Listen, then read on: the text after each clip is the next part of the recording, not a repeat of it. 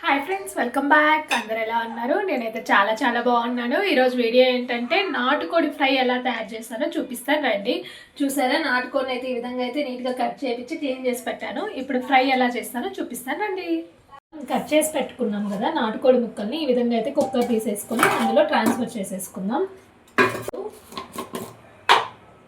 ఒక 2 table spoons పసుపు వేసేసుకోవాలి. సాల్ట్ రుచికి సరిపడినంత 2 టేబుల్ స్పూన్స్ వేసేసుకొని మంచిగా కలుపుకోవాలి. చూస్తున్నారు కదా, చూసారు కదా, ఈ విధంగా మంచిగా అయితే కలుపుకోవాలి. ఇప్పుడైతే స్టవ్ ఆన్, చికెన్ ఈ విధంగా మ్యాగ్నేట్ చేసుకొని స్టవ్ మీద పట్టేసుకున్న తర్వాత వాటర్ ఏమేయకుండా జస్ట్ కొంచెంసేపు మగ్గనిద్దాం. కలుపుకోవాలి ఒకసారి. కొంచెం మగ్గిన తర్వాత మనం ఒక పెద్ద ఉల్లిపాయని అయితే కట్ చేసి పెట్టేసుకున్నాను, దాన్ని వేసేసుకొని బాగా మగ్గనిద్దాం. మళ్ళీ ఈ విధంగా అయితే బాగా కలుపుకోవాలి. మగ్గిన తర్వాత ఒక పెద్ద సైజు టమాటోని కూడా వేసుకొని బాగా కలుపుకోవాలి.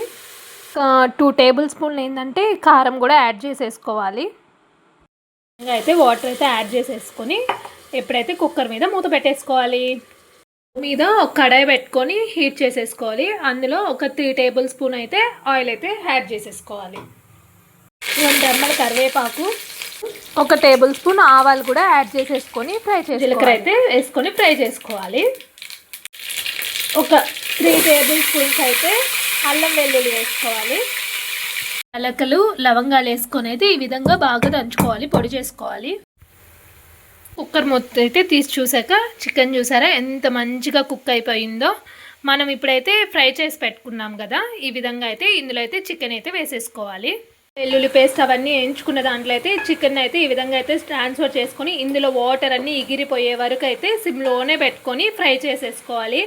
అప్పుడే ఈ చికెన్ ఫ్రైకి మంచి టేస్ట్ వస్తుంది. నాటుకోడి చికెన్ ఫ్రైకి ఏదో ఫాస్ట్గా చేస్తే అంత బాగుండదు అనమాట. ఇప్పుడు మనం ముందుగా దంచి పెట్టుకున్నాం కదా ఇలాచి, చెక్క, మొగ్గ, అవి ఆ పౌడర్ని కూడా వేసేసుకొని ఒకసారి బాగా కలుపుకుందాము.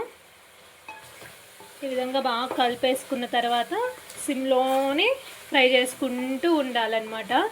నాటుకోడి ఫ్రై అయితే చాలా బాగుంటుంది. పప్పులోకి కానీ, రసంలోకి కానీ, లేదా బగారా రైస్ కానీ, లేదా కొబ్బరి అన్నంలోకి కానీ అలా అయితే చాలా బాగుంటుంది అనమాట. ఈ విధంగా అయితే ఈజీగా అయిపోతుంది. పిల్లలు కూడా బాగా ఎంజాయ్ చేస్తారనమాట.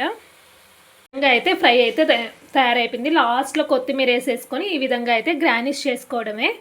చూసారా ఎంత ఈజీ ప్రాసెస్లో నాటుకోడి చికెన్ ఫ్రై అయితే అయిపోయింది.